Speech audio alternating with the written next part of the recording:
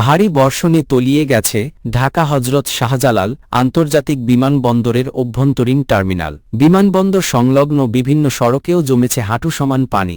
সামান্য বৃষ্টিতে রাজধানীর গুরুত্বপূর্ণ এলাকায় হাঁটু সমান পানি জমে থাকায় জনদুর্ভোগ সৃষ্টি হয়েছে।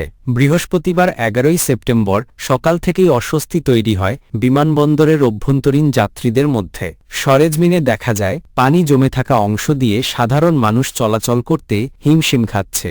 বিমানবন্দরে আসা একজন যাত্রী অভিযোগ করে বলেন, এখানে সামান্য বৃষ্টিতেই পানি জমে যায়। কর্তৃপক্ষ ট্যাক্সি কোনো ব্যবস্থা নিচ্ছে না।